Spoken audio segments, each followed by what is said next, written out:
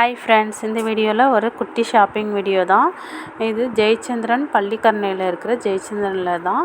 ரொம்ப சூப்பராக பாத்திரம் ஐட்டங்கள்லாம் ரொம்ப சூப்பராகவே இருக்கும், விலை கம்மியாகவும் இருக்கும். இது வீடியோக்காக சொல்லலை, நிறைய கடையில் போய் பார்க்கும்போது எல்லா கடையை விட கொஞ்சம் ஜெயச்சந்திரனில் கம்மியாகவே நிறைய கலெக்ஷன்ஸும் இருக்கும். பாத்திரங்கள்லாம் ரொம்ப கம்மியாக சூப்பராகவும் இருக்கும். நம்ம வீட்டில் வந்து எவ்வளோ தான் பாத்திரம் வச்சுருந்தாலும் புதுசாக பாத்திரங்கள் பார்க்கும்போது வீட்டுக்கு வாங்கணுன்னு தான் தோணும்.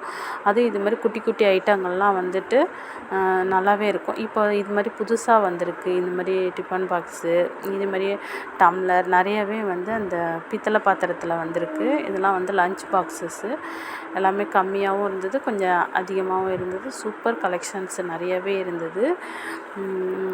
நமக்கு வந்து புதுசாக பாத்திரங்கள் பார்த்தா அதை வீட்டில் வந்து வாங்கி வைக்கணுன்னு தான் எல்லாருக்குமே தோணும். ஆனால் இப்போ வந்து இந்த எவர் சில்வர் பாத்திரங்கள்லாம் இப்போ அதிகமாக வாங்கவே முடிய மாட்டேங்குது. ஏன்னா எல்லாமே இப்போ விலை அதிகமாக தான் இருக்குது நிறைய கடைகளில் பார்க்கும்போது. ஆனால் நான் 2-3 கடைங்களை பார்த்தேன், அதில் ஜெயச்சந்திரனில் கம்மியாக தான் இருந்தது.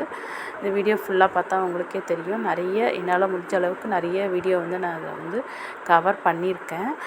நிறைய ஐட்டங்கள் இருந்தது, குட்டி குட்டி ஐட்டங்கள், அப்புறம் பெரிய பாத்திர ஸ்டாண்டு, அப்புறம் வீட்டுக்கு கிச்சனுக்கு தேவையான நிறைய ஐட்டங்கள் வந்து இங்கே இருக்குது. ஒரே கடையிலே நம்ம வந்து தேவையான எல்லா பொருளுமே நம்ம எடுத்துடலாம். இது பாருங்கள், சின்ன பசங்களுக்கு தேவையானது எல்லாமே இருக்குது. இது எண்ணெய் டப்பா, எண்ணெய் போட்டு வச்சுக்கலாம் கிச்சனில் கம்மியாக, இல்லைனா சால்ட்டு கூட போட்டு வச்சுக்கலாம். இந்த மாதிரி நிறைய இருக்குது பாருங்கள். பார்த்தீங்கன்னா உங்களுக்கே தெரியும். சூப்பர் கலெக்ஷன்ஸ்லாம் இருந்தது. இது பாருங்கள், தாளிப்பு கடாய் இருக்குது பாருங்கள், தாளிப்பு.